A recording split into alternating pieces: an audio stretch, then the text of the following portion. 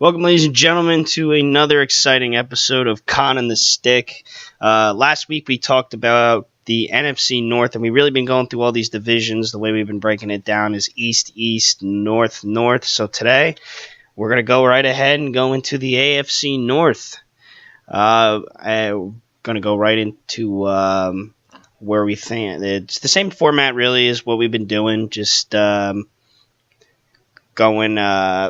breaking down the rosters, what we like, what we don't like, going into the schedule and giving you 3 games to look at. But right now we're just going to give you an overview of this division. I'm here with, obviously, The Stick, Nick Smith. Yeah, Give me your thoughts on the AFC North.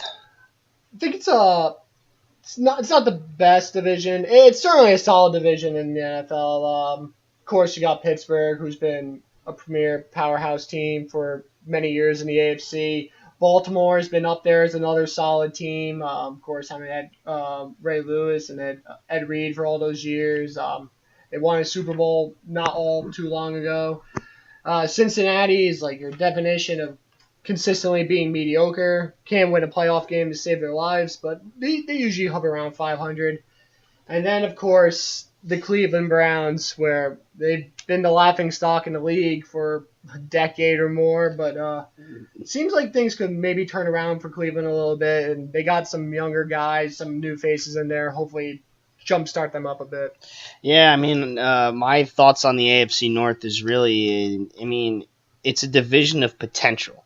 I mean, obviously, when I talk about potential, I'm excluding the fact that from that talk, the Pittsburgh Steelers, who have been, like I've said in other podcasts, that them in the AFC runs through Pittsburgh and it runs through New England every year. Those are the 2 teams that are just a model of consistency when it comes to just being in the playoffs every year and always winning. And we always see Pittsburgh and New England always in that AFC Championship game. Obviously, last year was a little bit different. Pittsburgh could not find an answer for Jacksonville in both times they saw them. But, it's just I see a lot of potential from teams like Baltimore, and I see potential maybe in Cincinnati. And obviously Cleveland, they add all these guys. They're finally doing a different formula than what they're used to, just trying to rebuild this team that has only won 1 game in 2 years. And like you said, you putting it lightly, has been the laughing stock of the NFL. Like, this is a team that just can't ever find its way. And they, for 2 straight seasons, have been the number 1 overall pick. But, this is a division that I feel like is up in the air because, you really you look at it on paper and it could be a little bit different than anything that maybe we see, maybe that everyone else sees. But, I see Pittsburgh as just this team that's on the top of the mountain right now. But Baltimore, with what they did during this offseason, is going to be might not be that far behind.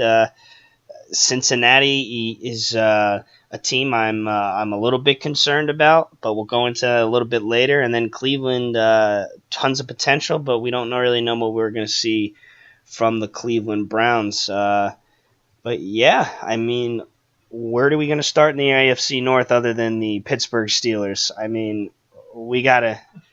We gotta start with the defending AFC North champions, the team that.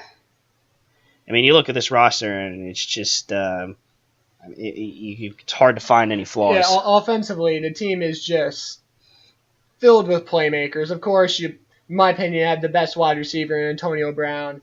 Guy is as good as it gets. He's almost a guaranteed 10 catches, 100 yards.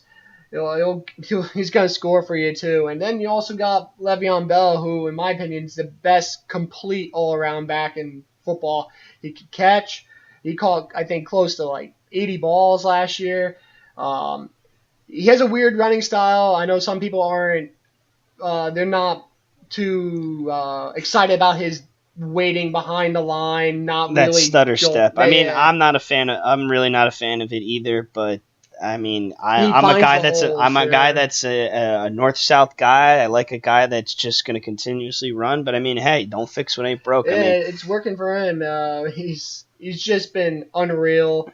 Of course, last year he had the holdout, which he started off the season a little slow, but he certainly picked it up. And then Big Ben, man, he's been as consistent as they get. He started off the season a little slow last year, but of course, right back that's into kind of it. what I want to talk about first is obviously really in depth with the fact that Ben Roethlisberger. I mean, do you obviously a veteran guy? He's won 2 Super Bowls. He's been to three or four. I believe it's three. But I mean, that's a guy that's been leading this team for a while. Do you see his progression? Like, do you see him Like falling progressively off. falling off? And can he bend? I mean, last year I felt like you're right. He fell off a little bit.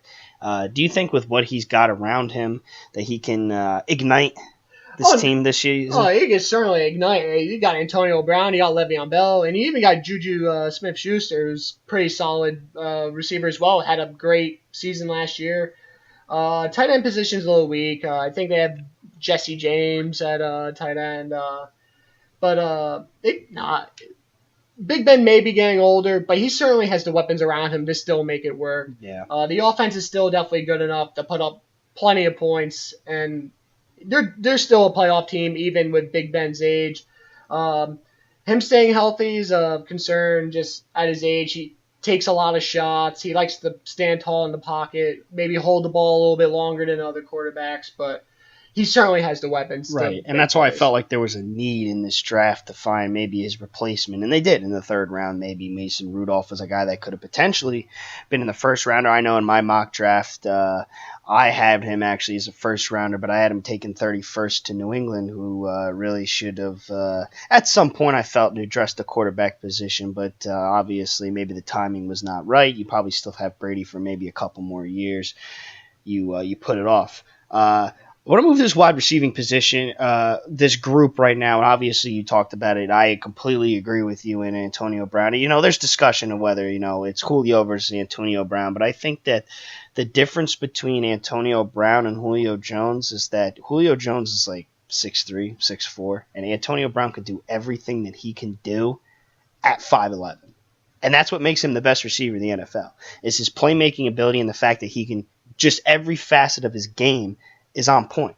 He can do everything. He can catch the ball and make plays with his feet. He can catch in traffic. He can jump over you in the goal on the goal line. He's got great hands, great route running. Like, there's not a lot you can say wrong about Antonio Brown. And obviously the biggest is just the fact that last week I talked about the Bears as really as a team that ever since we started watching football, Matt Forte was really getting into it. Matt Forte was really the back in just a line of Bears. It was the starting back, and then a line of Bears running backs have just been able to breed these consistent starters. Obviously, they fall off eventually, but not really with the production level from their running backs. They just breed these running backs. Well, so the Steelers is the exact same way with this wide receiving corps dating back to, I mean, obviously Lynn Swann was a great wide receiver back in the 70s, 80s. But, I mean, ever since the early 2000s, I mean, you haven't really had a bad wide receiving core for the Pittsburgh Steelers. Obviously, Antoine Randall was very good for them. Plaxico Burress before he was even good before he left to go play for the Giants. Hines Ward, a legend in the Pittsburgh community. And then you get Antonio Brown, obviously, and Juju Smith. Holmes as well. Santonio Holmes and Mike Wallace. I felt like all these guys are just come out are good. Obviously, Mike Wallace's career and Santonio Holmes. I mean, he had a good stint with the Jets for a little bit, but I mean, you get these guys and they're just so productive with them, and that's why I don't think anybody was really surprised that Juju Smith-Schuster was able to have the production level that he did, because I mean, you just expect it from these receivers, and that's why I have really high hopes for my X Factor this year. Obviously, you're going to have Antonio Brown maybe double covered. People are going to keep an eye on Juju Smith-Schuster, and that leaves it on James Washington, the second-round pick from Oklahoma State. He was the Fred Belenkatoff winner, which, for those of you that don't know, that is winning college football's best receiver. And the thing that I was intrigued with is the fact that he has more of a running back build than he does a wide receiving bill. Like if you look at this guy, you're like, he's a receiver. He looks like a running back, and it's like the same thing. He's almost like a Ty Montgomery kind of guy. But I mean, that's the X factor, I think, because I'm expecting him to have a big season because he just that's a guy that is coming from this wide receiving core. I mean, could you agree with that? Oh no, I agree with that. Well, wherever you are in the field, if he's going to be playing slot or in the outside, when you got Antonio Brown, he's going to get most of the attention, and it's going to give you a lot of one-on-one opportunities, and maybe you're going to be getting covered by a guy that's not so great. So this guy coming out of college, you know what? He has a chance to perform. If he's going to be the number 3 guy, he's going to see a lot of playing time, and Pittsburgh, even though they have Le'Veon Bell, they still like to throw the ball around. When you got Big Ben, you might as well use him, but he is getting a little older, so they may want to hand it off a little bit more. But this guy definitely has potential. You're in good hands with Le'Veon Bell. Obviously, we both said the best running back in the NFL. Maybe not by a wide margin. Yeah. I mean, I would throw Todd Gurley as a guy that's in that conversation. But we can. I mean, after him, I mean, there's a little bit of concern. Obviously, we haven't seen enough out of James Conner, the running back from Pitt, who overcame cancer and came back and it is playing the backup for Bell, and obviously Fitzgerald Toussaint was a guy that got a couple of carries. But I mean, the running backs are in good shape. I feel like the weapons are in good shape. I thought they could have added maybe a tight end in the draft. Obviously, I wasn't a big fan of Jesse James. We didn't see enough out of Vance McDonald, which was kind of the hype. Ladarius Green, who I think was there for a little bit, but we haven't really heard what happened to him. But I mean, that's the weak point really on this offense when it comes to the weapons. And I think the offensive line's in good shape. Obviously, you have Alejandro Villanueva manning down the left tackle position. Marquise Pouncey's been a Pro Bowler for many years. David DeCastro, Ramon Foster, Marcus Gilbert. So this is an offensive line that I feel is in a very good shape and should be able to protect Big Ben. Yeah, offensive line for this team's huge. Just because, like I said before, Big Ben, he's up there in the league for quarterbacks that like to hold on to the ball the longest. He'll scramble around from time to time, but Big Ben's always looking for the big play down the field. So having a strong, consistent offensive line is huge for this team just because you got to protect your most valuable asset, and that's always your quarterback. And Big Ben, he puts himself in harm's way just because he holds the ball for so long. So having a good, solid offensive line is very crucial for this offense. Yep, and that means it goes all the way to the defense, and this is a defense that maybe not has had the production level that maybe we think of, because obviously I feel like this is a team that the offense is just so star-studded that they kind of carry this defense a little bit, but it's not a bad unit, but I mean it definitely has its holes. We go to the defensive line, and I feel I see Javon Hargrave. I don't know too much about him to say anything, but obviously Stephon Tuitt and Cameron Hayward doing a good job in there to help out this linebacking unit that actually I think is really a strong suit for them. I see John Bostic is a guy that's going to be manning down the middle. Obviously, you lose Ryan Shazier, and that's tough, and we wish him nothing but the best because that was just a hell of a ball player to see that happen last year. So, but it's like any team in any business, you got to only move forward. So John Bostic is going to be there manning down the inside linebacker, Vince Williams, and then we go to Bud Dupree, T.J. Watt, two guys that really going to be putting a lot of emphasis on them because we're obviously with a 3-4 defense, when you're an outside linebacker, you're going to have to not only rush the passer and set the edge, but you're also going to have to go back in coverage, and that's huge, especially for these guys. Oh, yeah. Outside linebackers in almost any scheme, but especially the 3-4 is probably one of the most important just because they, like you said, they are your pass rushers, and getting after the quarterback is a huge part of success in the NFL, just because how many times people throw the ball. TJ Watt last year, he showed some pretty good signs. I remember last year, as you said, they got to drop back in pass coverage. I think he had a pick six one game early on in the season. Started off well. The Steelers defense, like you said, it's all right. It's nothing special, but when you got an offense explosive as they do, they just got to hold down the other team. And I feel like the quarterbacks in this division aren't all that great, anything special. So it's not like last week when all there was pretty good quarterbacks all around. So I feel like the Steelers' defense is good enough for this division. Of course, against the higher up teams such as New England, it's going to be a tough task. But for this division, they're good enough. And I mean, yeah, and that's what's really going to be the key for this Pittsburgh team. And we go to even to the secondary. I see Joe Hayden. Obviously, he's a consistent starter throughout his entire career. Maybe wish he had a. I mean, he was really good, and obviously injuries hurt him a little bit. And Joe Hayden was one of my favorite corners to watch, and I'm hoping that he can continue to help out this Pittsburgh Steelers defense. Obviously, Artie Burns is a guy that needs to step up. Mike Hilton was a young guy that stepped into a nice role last year, I thought.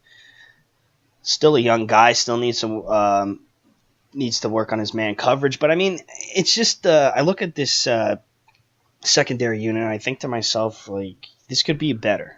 And I really do think it can be better because, I mean, I look at we go back to Jacksonville and the fact that Blake Bortles threw all over this defense, and the fact that all you needed to do was contain a Blake Bortles offense, and you go to the AFC Championship game and get another shot at New England, which whether you win that or not is completely irrelevant because of the fact that he threw all over your defense. I mean, nothing on Blake Bortles. I mean, he really stepped up in the playoffs at that moment, and he played well against them. He played well against New England.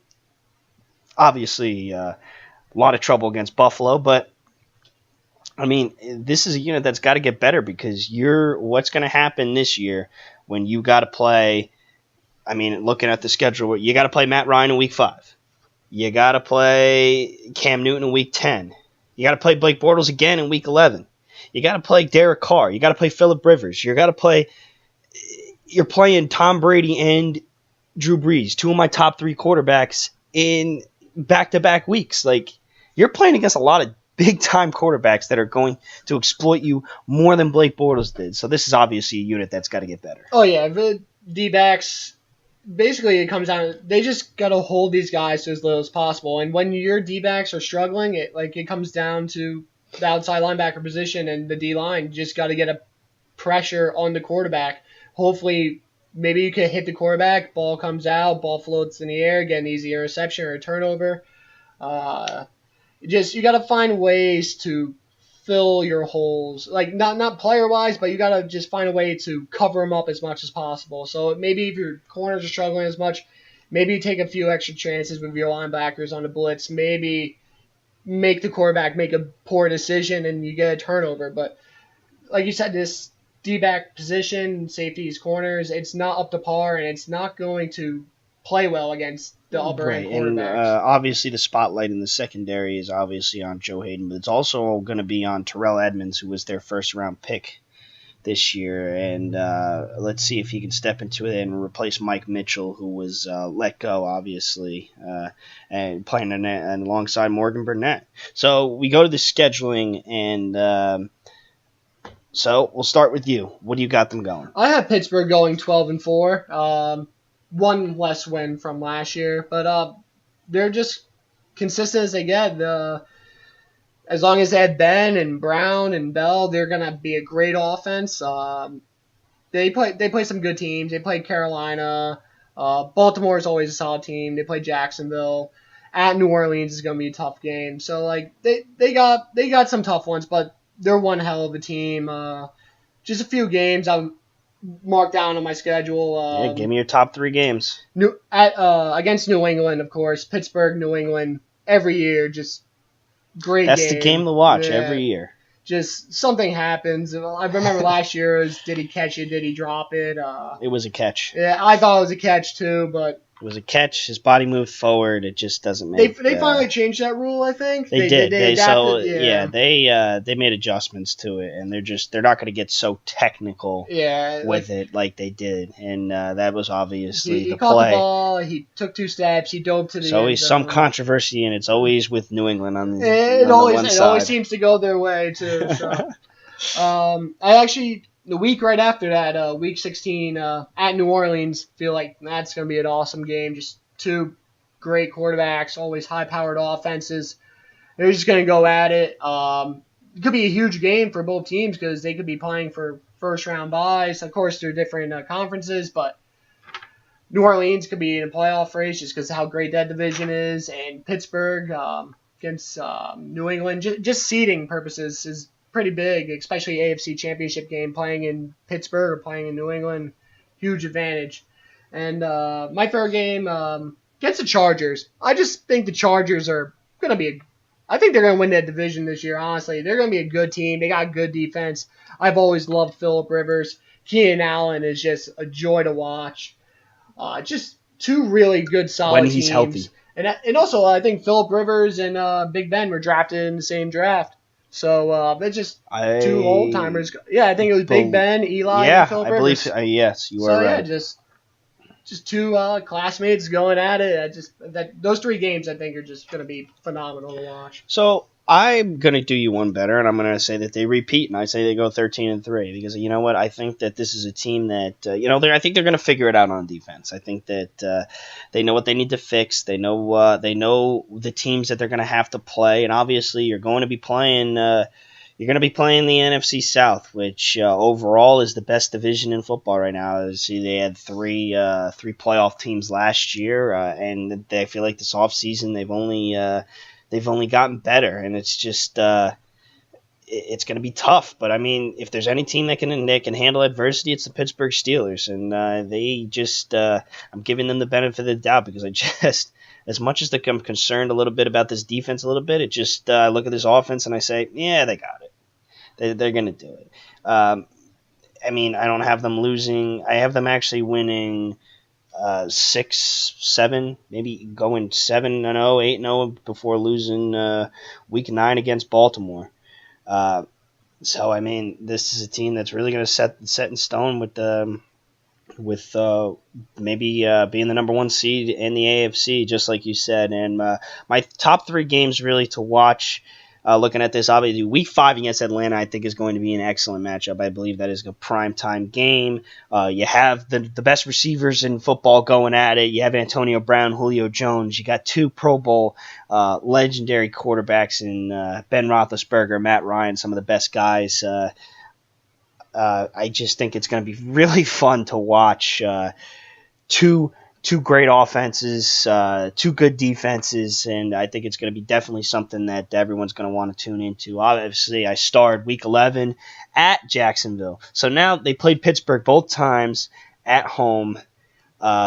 So now they get to go on the road and see if they can redeem themselves and figure out a way to stop Jacksonville, which is really going to come down to whether their defense can produce, because obviously we've seen the offensive numbers. I mean, Ben Roethlisberger, yes, in that regular season matchup threw 5 interceptions, and that was just a defensive mastery by the Jacksonville Jaguars, and being able to just continuously force turnovers, which made it the blowout that it did. And then we saw the offensive firing back and forth in the playoff game between Jacksonville and Pittsburgh. So now they go down into Jacksonville. Let's see if they can turn the tables on them and go down to Florida and get a win to redeem themselves from going 0-2 against them last year. And then just like you said, I mean, we said it with New England. We said Week 15 versus the Patriots is just going to be it's the matchup to watch every year. I mean, you can't really dispute it.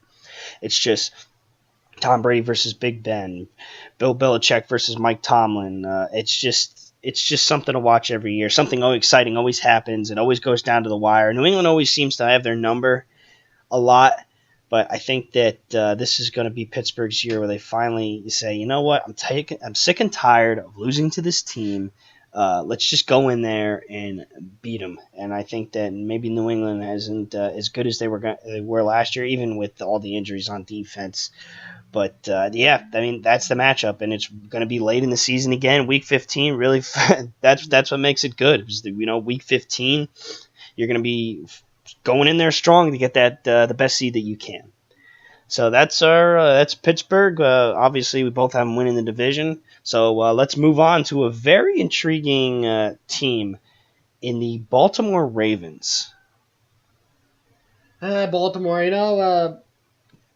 you think of Baltimore, of course, Joe Flacco.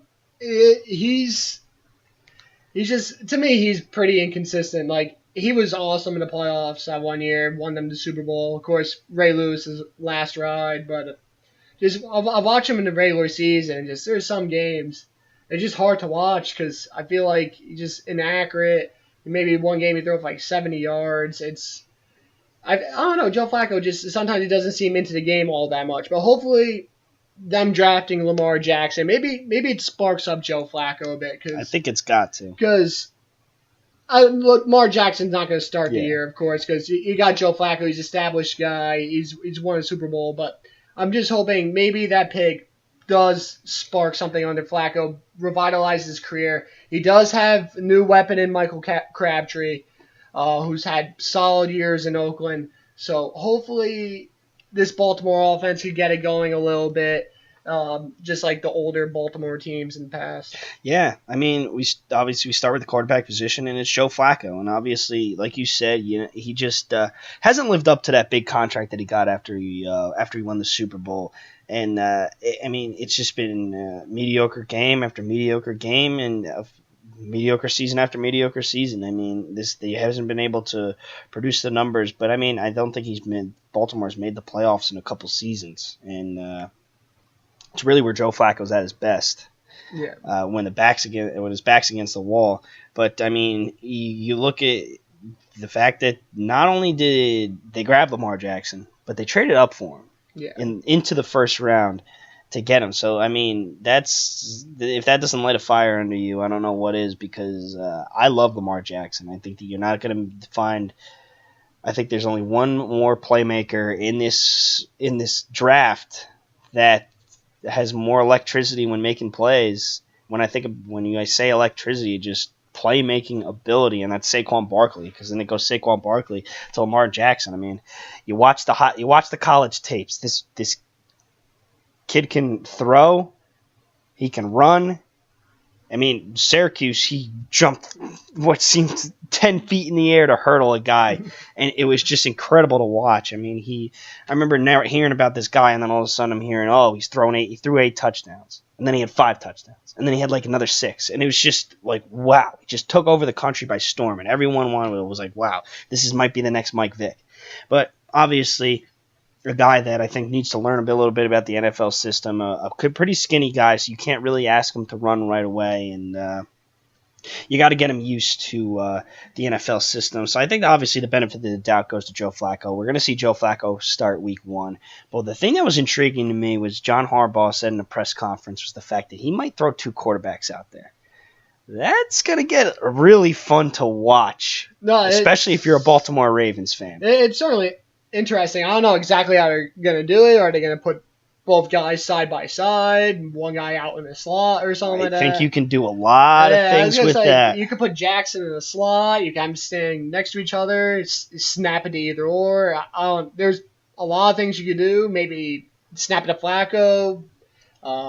Jackson Flacco's not a terrible runner. No, he's not a terrible runner. I guess if you just had the choice, you would, of course, put Jackson in obviously, position. But there's just even a lot of trickery, like almost like Wildcat type thing. Snap it to Flacco, he pitches it back to Jackson, and he can still throw. So I don't know. It's a kink in the offense, but defenses are going to have to account for it. And that's an extra day of game planning you have to worry about as an opposing team. So it's a good thing for, even if they don't use it, it's good for Harbaugh to throw the idea out there to make other teams worry about it. It's definitely going to be interesting to see, and I'm looking forward to seeing what they can do with Lamar Jackson, because I think there's a lot of things that you can do with him, and I'm really looking forward to seeing, especially I want to see him out on the field this year. I think that it's just it's a given. I mean, he's such a playmaking player, and you can't have playmaking players like that on the bench.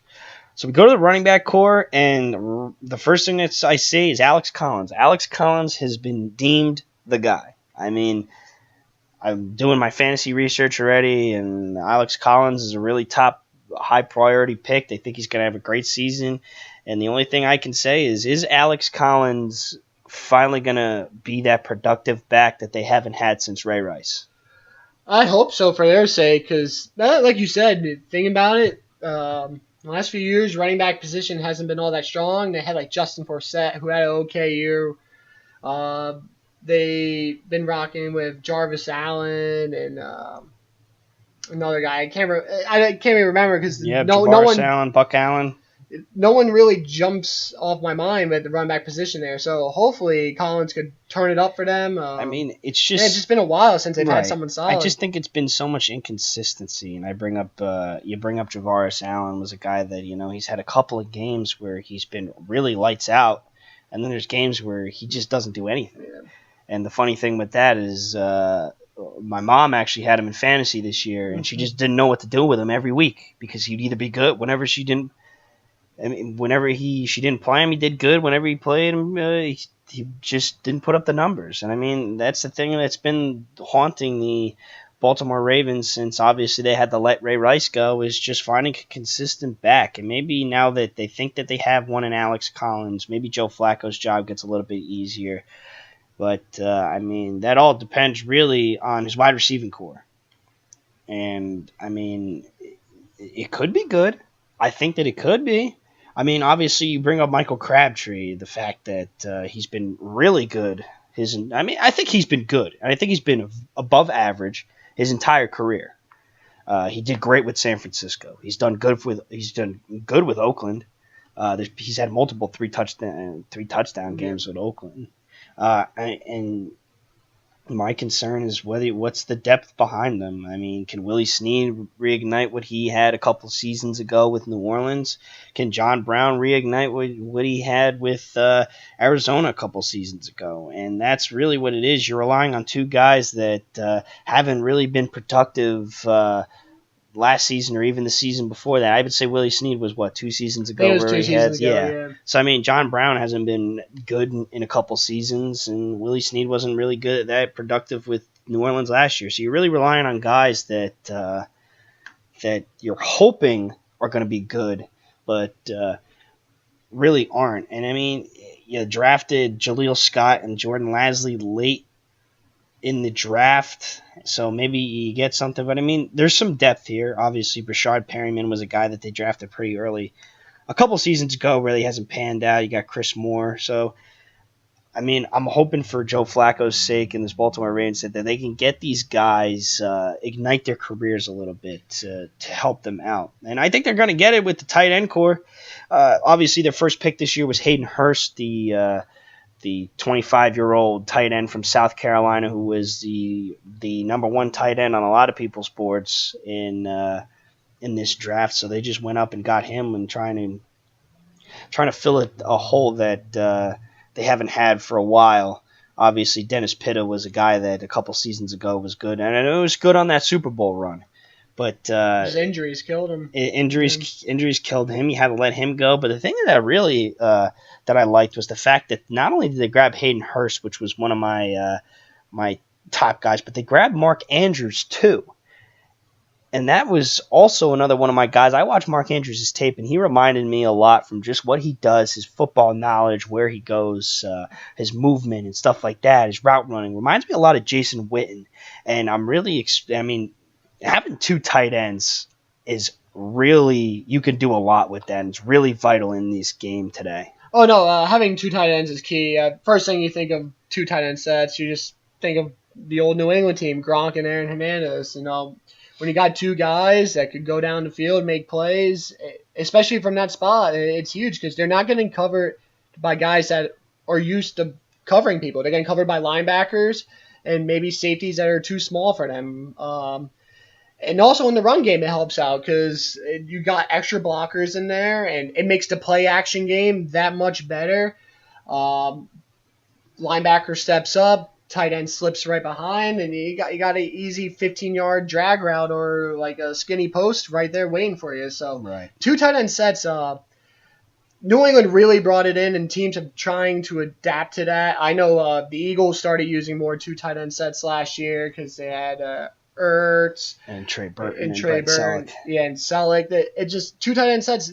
There's a lot you could do with them, and I think that's why teams are really trying to push in that direction. Yeah, and I think that obviously depth is the biggest thing in football. If you have a lot of depth, then you'll be set. But I think that they pulled the trigger on two very good tight ends, and that I think is going to pan out for them, and it makes Joe Flacco's job a lot easier. So, I mean, Joe, this is on you now. I mean, you got the weapons around you. you got to do something with it this year, or else that guy behind you, Lamar Jackson, is coming for your job quicker than you think.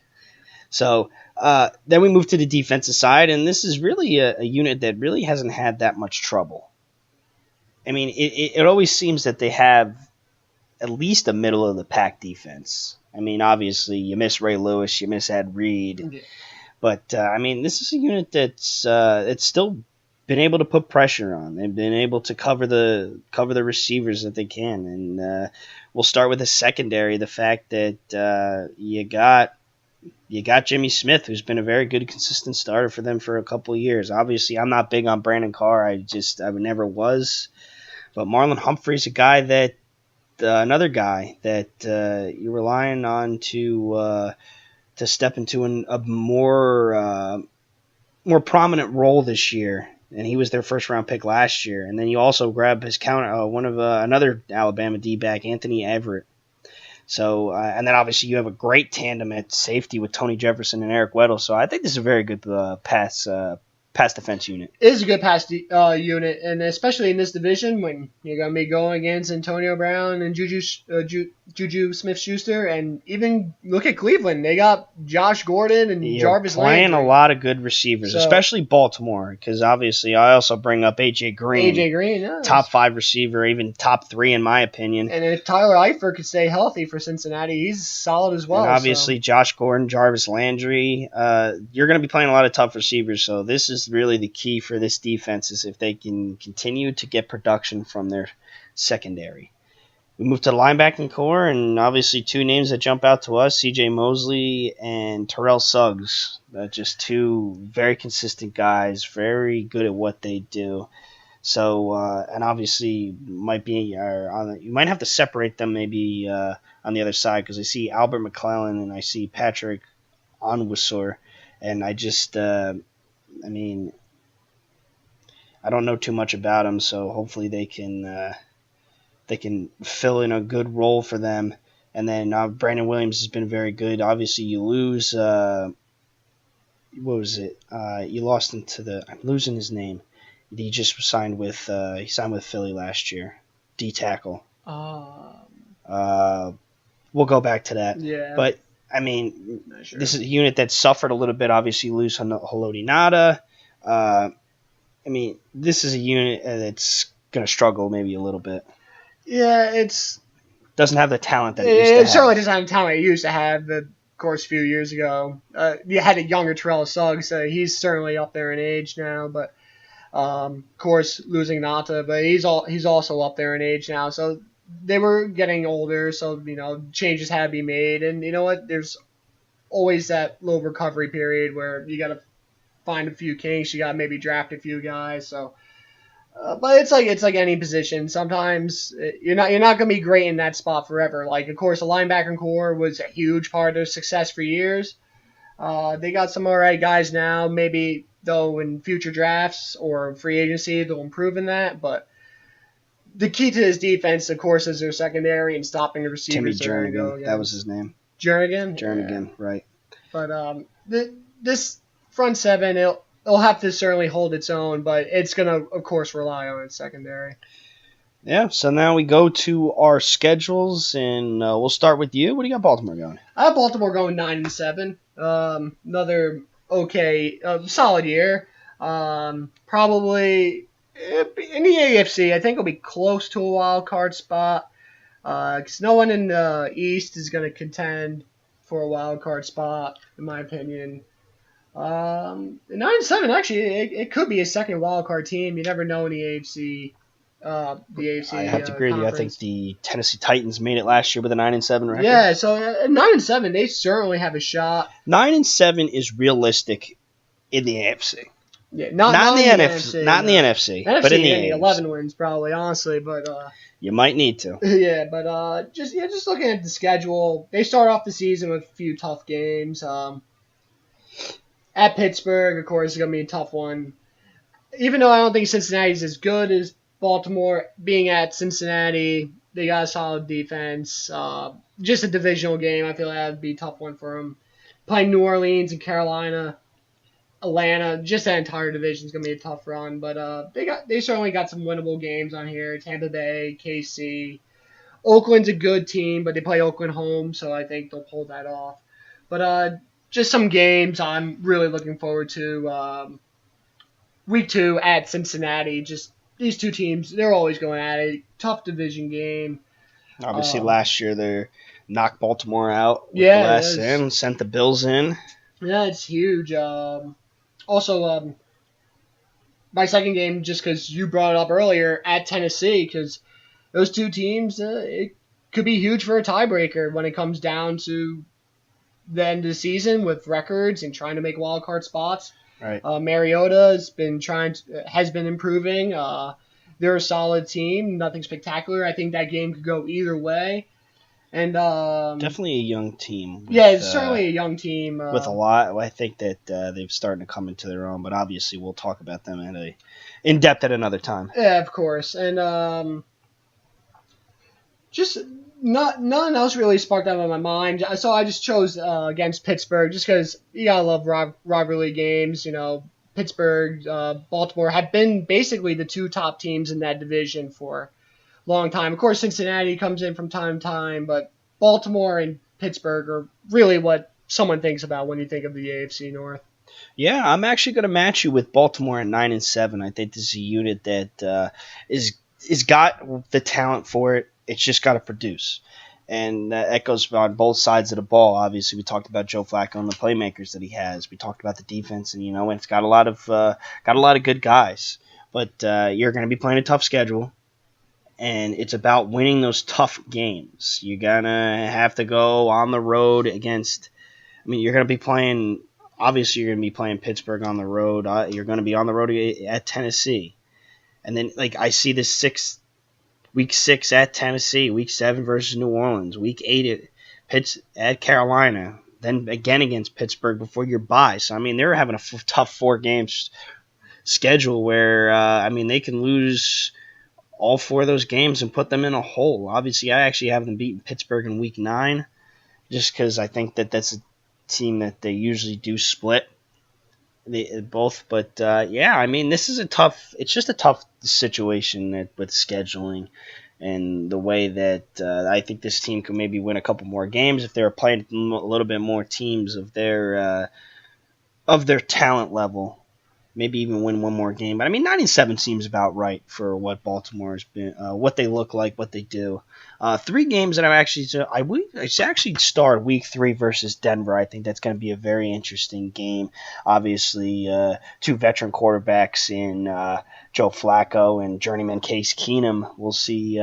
This is going to be a team that I think that both teams are really going to be fighting for spots. And early on in the season, I think they're 2 pretty evenly matched teams. I think their offensive levels and maybe I would give the advantage on defense, maybe even to Denver just because Von Miller and Chris Harris. Obviously, they lose Aqib Talib, but let's see if they can fill that hole. But I gave them the win over Denver, but I think that's going to be a pretty good matchup. Obviously, you said week 9. I have week 9 versus Pittsburgh. I think that they're probably not going to go into Pittsburgh and grab a win, but they absolutely can get one at home. And this is obviously one of the better rivalries, divisional rivalries in the NFL is Pittsburgh and Baltimore. They're always at each other, always scrum starting because they hate each other.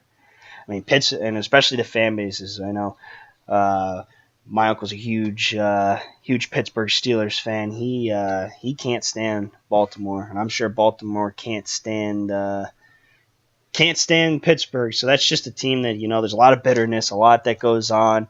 So we'll see. We'll see if Pittsburgh can sweep them, but don't think that Baltimore could sweep Pittsburgh. And then I actually have week 16 against the Chargers. I think this is going to be a late in the season push. For both of these teams. Obviously, the Chargers, I think, in this position will be in a position to win the division. Baltimore's going to be really fighting for a wild card spot, and it's at the Chargers, and the Baltimore Ravens are actually a pretty good road team, and they travel on the road and they do very well. and compete. So I think that that's a very interesting matchup, to say the least, of two teams that I think are both going to be in positions to make the playoffs, whether it's wild card or winning the division. So that's definitely a game that I circled, and I was like, wow, late in the season, these two teams going at it. That's definitely going to be a game that I'm going to have to tune into. So that's the Baltimore Ravens. That's what we got on you. So we move from Baltimore to the state of Ohio, and we got two teams to pick from. But let's start with Cincinnati. And what's your take on Cincinnati? Obviously, you said before that they've been middle of the pack for more than a couple seasons. Yeah, they're a middle of the pack team, but just the thing with Cincinnati is they haven't won a playoff game in what's like 2 decades now almost. It's been a while. It's insane, and Marvin Lewis has been their coach for probably over a decade or about that. It's kind of insane that he's a solid coach, but sooner or later I feel like teams would change their direction, but Cincinnati's stuck with them, but they've just been a consistent. 1 year they're like 6-10, next year they're 10-6. They'll get a playoff spot. They'll lose in the first round because that's what they do. It's an okay team. They're not spectacular at anything. Well, they got AJ Green, who's absolutely phenomenal, top 5 receiver in the NFL. But yes, but Andy Dalton, he's just not someone you could really rely on. He's very inconsistent as well. I see like the Joe Flacco inconsistency in him. It's just tough because they got a solid team. They got all right running backs, in my opinion. They got a great receiver, but they just can't put it all together on offense, it seems, at points, and especially you saw it last season. Right, and I think that I agree with you with Andy Dalton. I don't know. I think that next season you start finding his replacement, because I don't see the production that I saw a couple seasons ago with Andy Dalton. I think he's losing his touch. I think you need to get somebody in there to replace him.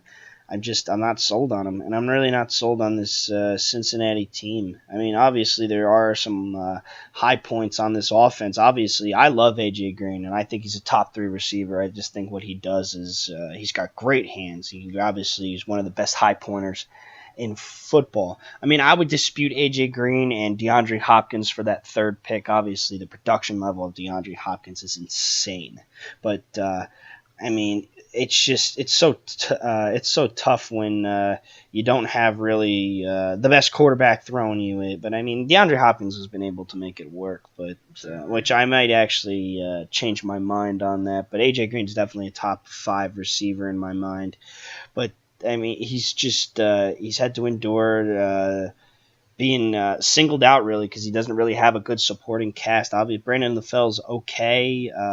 Tyler Boyd had obviously that big catch last year to knock off the Ravens and send the Bills to the playoffs, not them. But I think the most disappointing person last year in the NFL coming out of the draft was obviously the number one. It was John Ross. Obviously, you go into the combine, you break Chris Johnson's 40 time, and you just don't produce at all. Obviously, he had injuries that he was dealing with. He had a knee injury, but I mean, the one time that I actually saw him carry the football, he fumbled. And I mean, I'm hoping that John Ross can get himself going, because that's a guy that when I was watching his highlight tape, I'm like, he's not all vertical speed. He's got some side-to-side lateral. He's a playmaking guy. He was very good for Washington, obviously, which is why he was a top 10 pick. I think that, and obviously running a 4.22 40 put him over the edge made him a top 10 pick, and he just didn't produce at all last year. So hopefully that's a guy that we can see reignite this season. Just one thing to add on that. You got to find someone to just take some attention off AJ Green. And he's going to see double teams, and if you have a guy that could beat him vertical, and maybe they have the help of a safety over top, just anything you could do to help the other guys on the team. Hopefully Ross could step up. LaFell, he's been all right, nothing great. He hasn't been awful, but it's tough when a defense can focus on one receiver and really just kill the momentum of an offense. That's what you do. I mean, I look at this Bengals team, and what's the thing? If I was a coach and I was game planning against the Bengals offense, just you lock down AJ Green, you win. It's simple as that. You double team, you put a safety over the top. And I feel like Tyler Eifert would really help that issue if he just wasn't hurt every season. And that's definitely a guy that when he's healthy, I think he's a top 5 tight end. Yeah, he's solid. Yeah, certainly. He's very good. But I mean, he can't stay healthy. So now you got Tyler Croft. Tyler Croft's been good.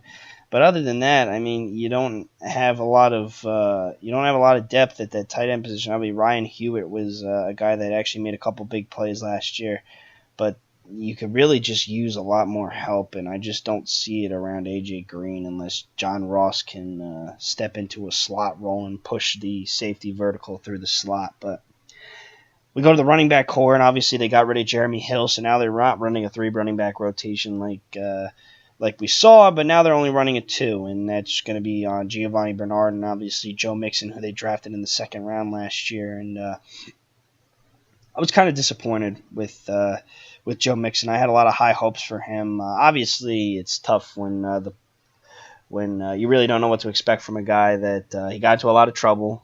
And before the draft, obviously a video came out of him with a domestic violence dispute. And he really could have been a first-round back in a lot of people's minds if he didn't do what he did. But, I mean, I'm hoping that he can perform a little bit better. Obviously, he had a couple games where I thought he was good, but I really didn't really think they gave him the ball a lot. Maybe he was just trying to get him better to transition. But, I mean, these Oklahoma running backs always turn out pretty good. Obviously, Adrian Peterson, Oklahoma back. DeMarco Murray was good for a number of years. Still isn't signed, and it's just I think about that. And that's Marco Murray's shocking. Still on the free agency because he was great with Dallas. He played well with Tennessee. That's a shocker to me. But just at the Cincinnati team, I'm not too concerned with their running back situation. I like Giovanni Bernard. He's been solid. He's a guy who catch the ball. Joe Mixon, I think last year his production, of course, it wasn't as good as people would want, but when you got 3 guys to choose from, they're all going to suffer because they're all not going to get the touches they probably should be getting. So hopefully this season we get a more real feel of what Joe Mixon could provide to a team. And I think Joe Mixon's a little bit more versatile than Giovanni Bernard. Obviously, Giovanni Bernard is a outside and receiving back. Yeah. Not a lot what he can do up the middle, but Joe Mixon adds a different element to that game that Giovanni Bernard can't do because he's just a bigger framed guy and can move through the middle too. Reminded me of a DeMarco Murray, actually, while I was doing his draft research last year. But I mean, there's not a lot going on this side. I mean, the offensive line, obviously, they did their part to bring it back. Obviously, Cedric. I can't pronounce his last name, but they drafted him a couple years. Ogba or something like that. But yeah, he didn't step into that left tackle role the way he wanted. He was a former first round pick, so obviously you go ahead and you trade down, you get Cordy Glenn, and you also grab Billy Price. If he might have went higher if he would have been one of the best offensive line prospects if he didn't tear his bicep. But you know what? They took the chance on him. He's very good. He can even play the guard position. Then you got Clint Bowling, Trey Hopkins, and Jake Fisher. So bright spots on this offensive line, but definitely could use a little bit more help on that right side. But they're going to have to protect Andy Dalton because it's going to add just a different. You're going to really struggle if you can't protect Andy Dalton because I just don't think there's a lot you have on offense already. Adding the element of Andy Dalton having to rush. Not be comfortable in the pocket is just going to really hurt them if that's the case. Yeah, just with Andy Dalton struggling the way he has the last season or so, you got to have him as comfortable as possible. You got to start him off in the game, maybe get him a few easy completions, but it comes down to the offensive line. You gotta protect him. You got to keep him comfortable. You can't get him rattled because once he gets rattled and things are just going to spiral downward because last year they had a stretch where I don't think they scored a touchdown in like 2 straight games to start the season. So they just got to find a way to make things as simple as possible for this offense. Just got to find A.J. Green the ball. Hopefully Tyler Eifert could stay healthy to help them out. But this is just an offense that just needs to mesh together, keep things simple, and hopefully their defense could perform well to help them win games. Speaking of defense, let's go to the defense. First thing that jumps out of my mind, this is a good defensive line. It really is. I see Geno Atkins. I see Michael Johnson. I see Carlos Dunlap. I see Andrew Billings. And you even add Sam Hubbard, who you drafted, I think, in the second or third round. I think it was actually a third-round pick last year. I mean, that's a good unit. And it's been pretty good for the Bengals the last couple of seasons. Those are guys that you really hasn't seen a lot of changes on this defensive line because it's worked. Obviously, Carlos Dunlap and Michael Johnson, I feel like have been ends, and Geno Atkins have been there for multiple seasons starting because it's just been productive. Yeah, no, their defense is pretty good. Last year they had one of the upper end defenses in the league, I think. Even their linebacking position's not too bad.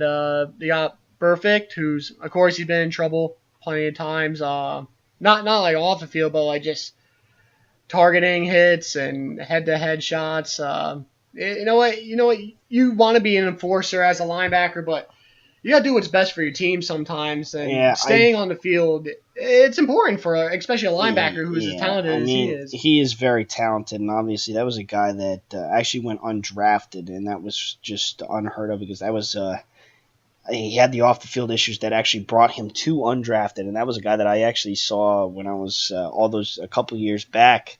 That he was a first round pick. And he dropped all the way to undrafted because of his off-the-field issues. And, I mean, we still see him. I mean, he's one of the – I mean, I firmly believe that if he just contained himself and didn't hit Antonio Brown, they would have won that playoff. They would have finally have won a playoff game. And not even with Andy Dalton, with A.J. McCarron. But you made a stupid play, and you screwed your team. Plain and simple. So, I mean, obviously, if you're going to have some discipline on this defense, you'll be fine. Nick Vigil was Vigil, I think it's Vigil, that stepped into a good role last year. I mean, you've been struggling in middle linebacker since Ray Maluga really fell off, but maybe Preston Brown can fill into that role. And they signed him from Buffalo last year. Preston Brown's been pretty good for Buffalo the last couple seasons, and then you draft Malik Jefferson, who was a early second-round guy. After the combine. So, I mean, he got him in the third round, so I think that might actually be a steal and see if he can actually compete with Nick Vigil for that linebacking position on the other side of Preston Brown. So, I mean, this linebacking core could have its bright spots if they can step up, and obviously they're going to be playing a bunch of tough running backs this year. Alex Collins, Le'Veon Bell, and the tandem of Carlos Hyde and Nick Chubb in Cleveland. Then we go to the secondary, which I mean, it wasn't as good as it used to be. I mean, Drake Kirkpatrick is good, but I don't think he's really a number one guy. Same with Will Jackson. I mean, you have two good safeties in my opinion, George Aloka and Sean Williams, but another unit we talk about that's got to step into a good role because you got to play a bunch of good receivers and. I mean, the defense is definitely the bright spot on this team. It's just a matter of whether they're going to be playing comfortably or they're going to have their backs against the wall because the offense can't perform. Yeah, their front seven on defense is really solid. It's pretty good in my opinion. But just last year, there were just so many times where the offense isn't scoring touchdowns, and as a defense, that puts you on the field even longer because your offense is punting the ball a lot. And you feel like as a defense, you have to stop the opposing offense every single possession, and that's just a lot of pressure, and it tires you out. And these D-backs, they're all right. They're not great, but they're going against Jarvis Landry and Josh Gordon and Antonio Brown, and they're going against good guys. So it's going to be tough to hold these teams to points, and it's not going to be an easy task for this defense, even though their front seven is solid. All right, so now we go to the schedule, and I mean, what do you got here? I have Cincinnati going 7-9. Okay. Okay season, not as good as Baltimore, but just slightly below 500. They got some winnable games to start the season. I think at Indy, I don't think Andrew Luck's probably gonna play Week 1 because who knows there. So I feel like they'll pull that game off. Against Miami, I think that's a winnable game for them, but they end the season really tough. At the Chargers, which would be a loss. Against Oakland, I think Oakland pulled that one off, and Cleveland's a good enough team, and Cleveland's gonna be home. I think Cleveland could pull that one off against Cincinnati too, and then of course they end the season against Pittsburgh. So I have them actually losing their last 4 games this season. But 7-9 year, it's not where you want to be as Cincinnati. Like you said, I think Dalton will probably be gone after this season, or so he'll be replaced, and I think there's a good chance Marvin Lewis could be gone too. I feel like the team just needs to go in a different direction to really take that step it needs to. Just looking at some games here that I'll be interested in. Week 15 against Oakland. I just feel like those teams they're two solid teams. I think they'll be around the same record. I think Oakland may be a little bit better.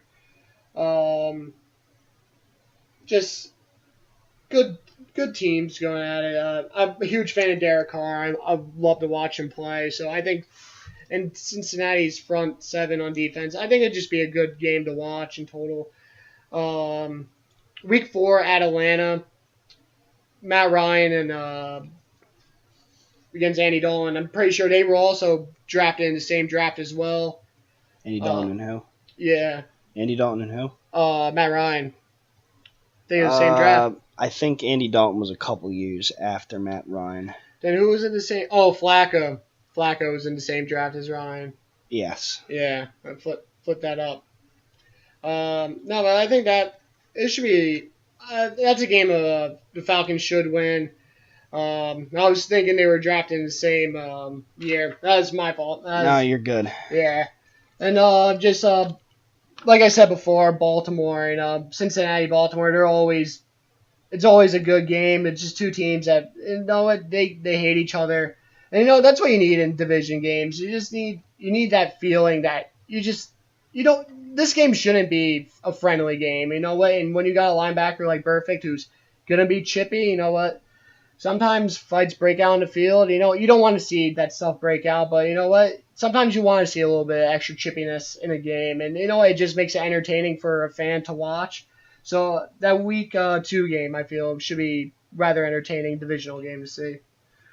Yeah, and you know what? I think that this so far has been the most games that we've had in between teams, because I've actually got Cincinnati going 4-12, and I look at this team and I just think especially offensively, it's just going to be another Giants situation like from last year. The Giants went 3-13 or 2-14. I can't remember off the top of my head, but I just think that you're going to put too much pressure on your defense. It's just not going to come together. Obviously, like you said, I think that we're going to see a new quarterback next year. I think that we're going to see a new head coach. I'm just not sold on this team, and I think what makes it even harder is just the teams you got to play. You got to play Pittsburgh and Baltimore. Obviously, you got to play the NFC South, and we just keep raving about this NFC South, but it's just so true. They're just so talented. I mean, yeah, Miami's a winnable game, but I have Miami winning that game. You're at Kansas City. I don't see them beating them. I just think that the scheduling does not benefit the Bengals to be successful this season, and the way that their talent is built, I just don't see it. It could happen. I think that you might actually be. I think we might see them fall somewhere in between 7-9 and 4-12. But I mean, I was even generous with a couple of games that I actually backtracked and said, you know what, I'm going to give them this win. It was just being generous. I just don't see where Cincinnati's going to pull some of these games off with the schedule that they have. Some games that I said that, you know what, if you're that you want to watch Cincinnati play, obviously week 2 against Baltimore. I think you're opening up this year. Obviously, you open up at Indianapolis, which could be a win. I've got them winning that game because I'm just I don't believe in the Indianapolis Colts. But you week 2 against the division rival, a team that you beat last year to knock them out of the playoffs, they're going to come in fired up. And we'll really get to see the tone of where this division is going to head because of this game, and see if Cincinnati can compete with the people in their division. Because, I mean, obviously, I think there's a huge difference between Cincinnati and Pittsburgh. But, yeah, I mean, that's going to be a game that is going to set the tone for the division, I think, for the Cincinnati Bengals and how they're going to compete with it. I actually got my next game is Week 8 against Tampa Bay. And usually I don't pick these out of these NFC, AFC games, really, unless it's kind of significant. But, I mean, I just look at that Tampa Bay game and I say, that's actually that might be a pretty competitive game because I think that both teams, Tampa Bay has a pretty good offense if Jameis Winston can stay healthy, and that's a team that they've really been building around the offense to make his life a little bit easier against a good defense. And Tampa Bay, who's had a struggling defense, they added a couple different pieces against a Cincinnati Bengals offense that struggled. So, I mean, it's going to be, I think it's going to be a pretty good matchup, and that's definitely a game that I'm going to be looking forward to seeing. And then I actually only had 2 games starred because I just couldn't think of anything else that was really going to be significant. But, I mean, I would say Week 5 against Miami because of the fact that I think that that's a game that they can win. And if they can just get everything going. But, I mean, I got 4-12 because I just looked at the schedule. I said the schedule doesn't benefit them. I don't see a lot of talent on there. I don't see enough talent to compete with the talent level that they're playing against. Yeah, actually, it's funny you bring up a funny point because when I look at these games, too, and I think of the games to point out, it's tough with these lower-end teams because you look at a lot of these games like, they're going to get blown out here. They have no shot here. So you're looking at a game to watch, and you just gotta find a game that maybe be even close or maybe some sort of significance to it. Right. And with Cincinnati, it's tough. I have them 7-9, but there was a lot of these games that's they're gonna get killed here. And I was or they should win this one easily. But it just with Cincinnati, it's just one of those teams that there's not anything really to be much invested in. So they're, in my opinion, they're an okay team, but they're nothing spectacular that I'm like, I gotta watch this this week. So, but I'm actually much more interested in Cleveland this year. Right. This is the first time where I looked at this and I said they really don't have a lot of significant games. I just don't see it.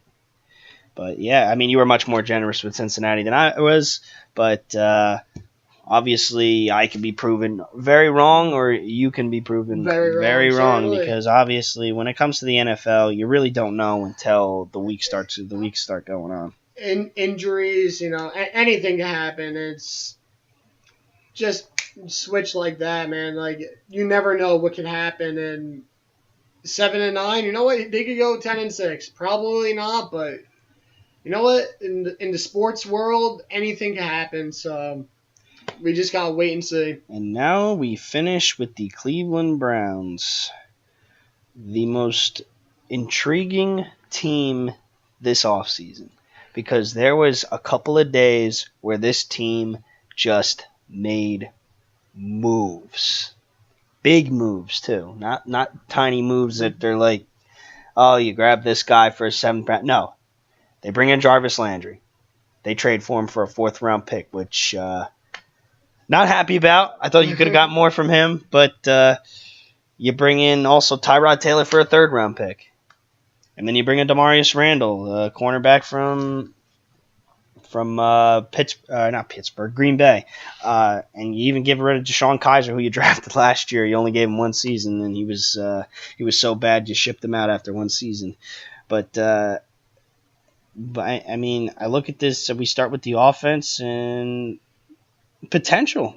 They got a lot of players on offense that you could be they could have a good season. You look at their receiving core, it's pretty good. Josh Gordon, Jarvis Landry, even Corey Coleman, solid guy. They certainly got weapons to use. I think they'll start off the year with Tyrod. He has the experience. He's a mobile guy, something that Mayfield could learn from. They got weapons, and running back, they got Hyde and Chubb, so they got a 1-2 punch there to use. So offensively, they got a lot of weapons that they could use to score points, and for Browns fans, you can actually be excited going into the season. I think that you're right. I think you can be excited if you're a Browns fan because you got a lot of things. You got playmakers on offense, and it's going to make it interesting to watch. Obviously, you bring up the wide receiving core, Josh Gordon coming back finally, and that was a guy that blew us away when he played and was in his. It had that one really good season. Corey Coleman was a guy that I think he's been okay. I think that he's catching is inconsistent. And then I could rave all day about Jarvis Landry, which he just he's got amazing hands. He's got great playmaking ability, and one of the things I love about Jarvis Landry, he just plays with a fire that you don't see a lot of players play with. He wants to win, and he'll do whatever it takes to win. And that's a guy that you want on your football team because whatever happened in Miami with the fact that maybe this guy wasn't doing what you were coaching him to do, but this is still a guy that is passionate about the game, and really that's something that you need in Cleveland, especially because I look at this team and it's flat. I mean, this is a team that struggles, and you need guys that are passionate about playing and want to win and want to turn this program around. So, I'm going to go right from there to the offensive line. Actually, you know what? I'm going to go to the tight end position because I'm expecting a better year from David Njoku. Obviously, you've had him and Seth DeValve really splitting it. And Seth DeValve actually got the betterment of Njoku last year, got more catches, more playing time. But David Njoku was a first-round tight end pick. I mean, maybe he had a tough time adjusting in his first season there, but I'm expecting him to turn it around because he's a very talented tight end and definitely something that they need that adds that different element to the game. Also, just having the playmakers around him now and Josh Gordon have a full season under his belt, having Jarvis Landry, having a quarterback who's proven himself in Tyrod Taylor, it's only going to help him out. I think it will open a lot more up for him. I expect much bigger things from Njoku this season. Let's go to quarterback, really, and talk Tyrod Taylor because there's an elephant in the room when it comes to quarterback. I mean, Tyrod Taylor, obviously, you give him the benefit of the doubt. You start week 1, but sitting right in the wings was the first pick in a draft, a guy that we didn't think was going to go first in the draft, and he did, and that's Baker Mayfield. I mean, we might see Baker Mayfield step on a field at some point during this season. Yeah, it's possible. Number 1 overall pick. You always gotta be ready. If Tyrod struggles, I can certainly see them making the move. I think Tyrod's gonna have a solid year, though. I think he will be the guy for all of the year. Maybe once they're knocked out of playoff contention at the end of the season, they'll put Mayfield in to get a few games under his belt. But but for Tyrod Taylor, also it's like a gut check. Your team just traded you. You're on a team now that went 0-16 last year. You gotta show what you got, and you gotta prove yourself as a quarterback. And especially when you got the number 1 overall pick behind you, you got some pressure on you. But I'm expecting a good year from Tyrod. Yeah, I mean, I've always been a pretty good fan of Tyrod. I think what he does is, I just don't think that maybe he didn't have a good feel for Sean McDermott's system there. Didn't really. I just think that the chemistry was off because obviously you went with Nathan Peterman almost after he threw 5 interceptions and a half over him, and that's just something that you don't do. So something was probably off with Sean McDermott and him just not seeing eye to eye. And obviously, when you're a head coach or even a coordinator, you want a good chemistry with your quarterback because it's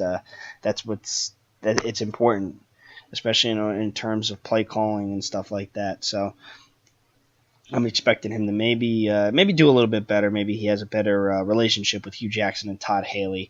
And then you said 1-2 punch of Carlos Hyde and Nick Chubb. I actually look at 3, and I look at 3 really good running backs. Obviously, I'm a bigger fan of Carlos Hyde than maybe other people are. I think that he does a lot of things good.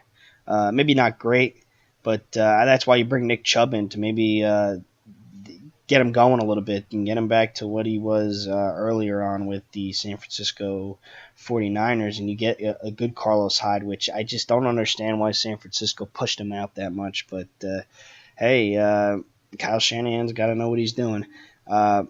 and then you got Duke Johnson, who I think brings the third down running back element to the game. Maybe I think that he's been good, and maybe he just needs a couple more touches to help him out. And then obviously they draft Nick Chubb in the second round with that early pick, which he's just been the epitome of consistency at the University of Georgia.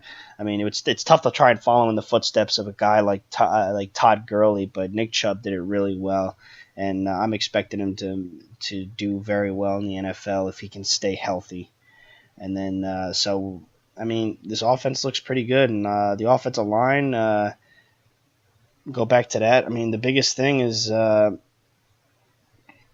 got to replace Joe Thomas, who is just the best left tackle. You only have to replace one of the most consistent, best left tackles in all of football. Yeah, he didn't miss technically he never missed a snap in his entire career because once he got hurt, he never played again after that. So it's true. But but you said it. He was the most consistent guy. I think he played for 12 seasons or so. I mean, bless that man. He continued to play for that organization. Yeah, dude probably has one of the worst records of all time, but he was one great player, tough to replace, but. And they're going to try and do it with Austin Corbett, who I really didn't expect him to go first pick in the second round. But, I mean, the Browns do a lot of questionable things in the draft, and they either pan out or they don't. So we'll see if Austin Corbett can show some Joe Thomas-like production. I'm not expecting it, but, hey, anything can happen. We move to this defense, and yet again, just like the offense, a lot of young potential. Obviously, the first pick from last year's draft, Myles Garrett, didn't really play until halfway through the season, and we saw some production. We saw a couple sacks. We saw what almost was I think, the defensive touchdown that got called back, if I'm not mistaken. And you have a young defensive line, and that's important because, you start building chemistry. Obviously, the younger guys have more chemistry with the younger guys. The older guys have more chemistry with the older guys. And I'm expecting the defensive line of Emmanuel Ogbah and Larry Ogunjobi and Caleb Brantley and Myles Garrett to get this going a little bit up front to make their linebacking core make it a little bit easier on Jamie Collins and Joe Scobert and Christian Kirksey. But I think that and we'll talk about Denzel Ward a little bit later, which I think that you had the chance, and you give Emmanuel Ogbah the benefit of the doubt, but I think you had the chance to steal the fact that you would have had the best defensive lineman and prospect and pass rusher in last year's draft in Garrett, and you could have paired him with the best pass rusher defensive lineman in this year's draft in Bradley Chubb, and you missed out on an opportunity to have an elite pass rushing duo. I mean, it was mind-boggling. It certainly is mind-boggling because you think of championship formulas, even go back to Denver, they had Von Miller and then DeMarcus Ware, and when you got two guys that could just get after the quarterback from both sides, it puts so much stress on an offensive line because if you put a tight end on one side, the other guy's gonna have one-on-one with the tackle. And getting to a quarterback against teams like the Steelers are huge because you have such high octane powered offenses such as Steelers that you got to put them in bad situations. If you could get a sack on first or second down, put them in second and third and long. It just makes it so much easier as a defense to make plays and they put your offense back on the field. And Cleveland, they got a great it seems like they got a pretty solid offense, so they're going to put points up on the board. So just passing on that opportunity to have two great pass rushers. Personally, I think it was a bad decision, but you know what? Cleveland thinks they had the right decision going with a cornerback, but we'll always see. And let's talk about him. Denzel Ward does a lot of things great. He can tackle. He can actually hit at the size that he is. He's got all the makings of a very talented corner. What concerns me is that he's 5'10", 5'11". And I know that it's not really what size doesn't always matter, but I think when you're going against a guy like AJ Green who's 6'4", it's tough, especially you got to play him twice a year, and we're going to see them also play Julio Jones, and sometimes I mean it's in everything, in basketball and football and a lot of things. I mean, if you're a quarterback and you see AJ Green, a 6'4", 6'5" guy with a huge wingspan, on a guy like Denzel Ward, are you not going there? Are you not throwing the ball to AJ Green? Like, Quarterback's going to take that chance every time they get it, because especially in the goal line, it's tough to punch it in now, running the ball up the middle. So if you could put a wide receiver out there, such as AJ Green, Julio Jones, guys that are 6'4", could jump extremely high, have great wingspan against a shorter guy, you're going to take it, especially as a quarterback. You get yourself a cheap touchdown. and this just seems It's just a tough spot to be that small going against guys like that. And this just seems so similar to what they did with Justin Gilbert a couple years ago, and obviously that did not pan out. So it'll be interesting. I mean, I'm really rooting for Denzel Ward. I think he's a very good corner. I think he does a lot of things right. I think he does a lot of things great. It's just the size that concerns me with him. And I didn't like the fact that they passed on Bradley Chubb to take Denzel Ward. But the Browns always do questionable things in the draft. Certainly do. And the secondary is rounded up, obviously, with Jabril Peppers. They got Demarius Randall from Green Bay, E.J. Gaines, and then we'll see Brian Body Calhoun in there. So definitely a unit that's going to have to that's young, and it's going to have to gain some chemistry. And I think that's the whole thing with the Cleveland Browns is just you're going to have to build this chemistry because obviously you bring in so much new talent. You're not really used to playing with these guys, and I think that we see that in a lot of sports. And I think that we go the prime example of not having good chemistry is the Oklahoma City Thunder. I think that you're not used. You have to share the ball with Russ. Russ has to share the ball with Carmelo and Paul George, and it's not easy. You don't know these guys' play style. You haven't really gotten a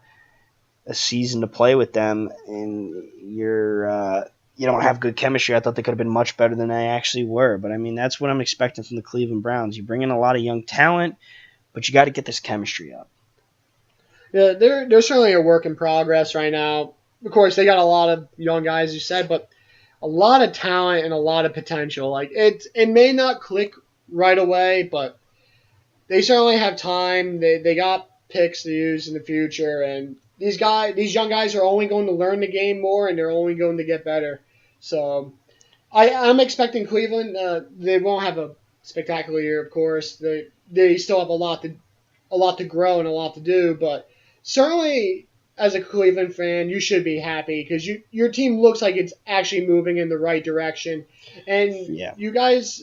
You got playmakers, and you know what? It's tough to watch when your offense is terrible, your defense giving up 30, 40 points a game. But there's actually some guys on this team that you could look forward to watching playing every week. So as a Cleveland fan, they should be excited. So and I'll start with the scheduling. I have them going 3-13, not because of anything that they've done that I don't think that they have games that are winnable that I actually have them losing.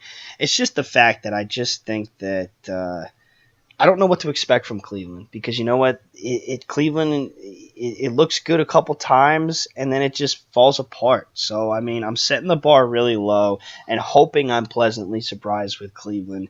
The fact that, but it's just, it's the same thing with Cincinnati. I don't think that, I wasn't thrilled with Cincinnati, but I don't think that the scheduling plays in their favor. It's the same with Cleveland. I don't think Cleveland's bad. I just don't think I don't think Cleveland's terrible. I mean, I just think that they have a lot of potential, but I don't know what to really do with how are they going to build this chemistry? How are they going to set this tone? How are they going to fare against teams again like Atlanta and Carolina and New Orleans and teams like the Chargers and Denver and Kansas City? I actually haven't beaten Kansas City. I think that's one of my upset games, but. I mean, I just don't know how to handle it with Cleveland right now because you know what? I always think I'm going to be pleasantly surprised, and then I'm like, they're back to being Cleveland. So 3 games I got you that I want to say is Week 1 against Pittsburgh. I think that I picked a lot of Week 1 games as stars because I think that a lot of teams really got to show right off the bat what they're made of, what they've got. And there's no better way for Cleveland to show us that, you know what, this is the step in the right direction. Even if Cleveland loses this game to Pittsburgh by 10 points, makes it a one, even two possession game, I will say, you know what, this is a step in the right direction because you kept Pittsburgh from blowing you out. And this is a team that is been for years head and shoulders above you in every which way. Coaching, talent, football ability. I mean, it's just not even me. I mean, 2 years ago when they went 1-15, Pittsburgh sent out all their backups and they still won. Like that's what's been Cleveland for the last at least 2 years. That Pittsburgh can send in their backups and still beat you. It's just so I'm expecting if you want to see them being in a step in the right direction, especially if you're a Cleveland fan, even two possessions, even 10, I'm setting the bar. They win by any 10 or less. If they even lose by 10 or less points, I will say, you know what, Cleveland's setting me in the right direction. Week 3 against the Jets, because I think that might actually be their first win in 3 seasons. Obviously 2 seasons. Yeah. It'll be their first wins in 16. I don't know how many losses. I think they won week 16 or week 15. So to avoid maybe like 20 straight games, I think that'll be their first win because I think it's a pretty good matchup. I think that Cleveland's going to come out there and say, you know what, Jets are on the road. They're coming in here. Maybe we're a little bit, but the thing is that we might actually play the benefit of the doubt to the Jets in this fact is that they might get beat up week 1 against Pittsburgh. They might get beat up down the road in New Orleans. That might play in the Jets' favor. But I got Cleveland winning this matchup. I think that the talent level on Cleveland might just exceed the Jets a little bit more. I think the Jets are a little bit more in tune than Cleveland. But not to hate on your Jets here. Oh, it's all good. I'm just saying that, you know what, Cleveland might finally get that win there. And then I actually have Week 16 against Cincinnati, 2 division games, because this is a rivalry that Cincinnati, I don't think they've lost to Cleveland in a while. I don't even know when was the last time Cleveland's won a division game. But, I think this might actually be the year where they can, you know what, they have Cincinnati late. Cincinnati really might not have much to play for, and neither does Cleveland. It's just bragging rights, and I think that Cleveland might finally have Cincinnati's number this year. So 3-13 from me, just because of the fact that I don't know what to expect from Cleveland. I like what I see, I really do. I actually like what I see more with Cleveland than I do with Cincinnati, because of the fact that I think that you have a lot of young guys, you got a lot of talent, it just looks good on paper. But we don't know what to see. Things look good on paper that turn out to not be good. So I'm setting the bar low at 3-13. I think they'll win 3 games, but only time will tell. Yeah, I have Cleveland at 4-12. I could certainly see them winning more than 4 games, but like you said, with Cincinnati, I'm much more excited about Cleveland than Cincinnati this year. You can't see them taking a huge step. Like, could you really see them winning 7 more games than last year? Like that. That's outrageous. That's why I went with 4-12. I feel like 4 extra wins this year is certainly doable for them. And then looking at these games, I actually marked up Week 3 with the Jets. I just feel like these teams, they're pretty similar talent-wise overall. I think Cleveland has a much better offense than the Jets. They certainly have a chance of winning that game. I think it will be a game that comes down to the wire. I was just looking for close games here as well. I actually had Week 16 with Cincinnati too, just a divisional matchup. I actually have Cleveland winning that game against Cincinnati because at that point Cincinnati they'll be out of the playoffs by then. Cleveland, like you said, it's gonna be a bragging rights type of game, and maybe at that point, Baker Mayfield could even be in. Could be end of the season, trying to warm him up for next year. You know what? It could be an exciting game. And that's one of the things, with the Jets, too, is the fact that we're with the Jets in Cleveland. We might either get that I wish I probably should have said that I was thinking about it, and then just with the Jets, we might either get Josh McCown versus Tyrod Taylor, or we could potentially get Sam Darnold versus Baker Mayfield. No, certainly, and that make that game even more intriguing. The first 2 quarterbacks taken in draft going against each other week 3. show what they both got. Of course, in my opinion, Cleveland has more options to use offensively. Which certainly helps out Baker, but no. But whenever you see two rookie quarterbacks go against each other, especially drafted up that high, it's certainly something to watch. And then my final game I had was against Kansas City. Just for Cleveland, I think that's a winnable game for them. I actually have Cleveland winning that game against KC. Just they play a lot of tough teams, so it was tough for me to really decide because you can't really expect much against them against Carolina or Atlanta or New Orleans. Very tough games. At Denver, it's gonna be tough against that defense, and they got solid receiving core there. Just a lot of tough games on this Browns schedule. If they had an easier schedule, maybe played a like an teams that NFC aren't as West or an talented. NFC East. Yeah, Or yeah. even even an AFC. I wouldn't say the South, right? AFC East. I would say, you know what? Yeah, like if they played like the Bills and Miami too, instead of playing anything besides like the NFC South, they would have been much better off. Oh yeah. I could have saw them winning, going maybe 6-10, but they just play good divisions. It's gonna be tough for them, but I expect them to play just head and shoulders above what they did last year. So Yes. I'm expecting a much better year for Cleveland. Well, Cleveland, I hope you're probably not going to hear this, but Conn and The Stick is endorsing you. We're setting the bar low, and we are really hoping that we are pleasantly surprised with you. Oh, certainly. But that's the AFC North from us. That's going to do it for our AFC North podcast. So far, we've gotten through half the league with our predictions and going through the rosters. We're going to do something a little bit different next week. What we're going to do is we're going to do a fantasy football special, and I hope that you all will tune into it because we're going to give you our tips and our tricks to how we approach the fantasy football leagues that we are in differently and what we do and what works for us, and hopefully that you can take the information that we give you and apply it to your own fantasy leagues and help you win it. Obviously, we have both, as two of us, have had a lot of success in fantasy football, and obviously, as big football fans, this is something that we get into a lot. We do a lot of research. We do a lot of mock drafts. We do a lot of just different things that we do, and I think that would be interesting to share our knowledge of fantasy football with you to help you win your fantasy leagues, because fantasy football is something that a lot of people play, but not a lot of people really know where to go with it. So I think that it's something that I know we talked about and something that we're interested in sharing our knowledge with you. Yeah, no, fantasy football, a lot of guys just think it's taking the best guys available, but sometimes you just got to know the positions and the depth.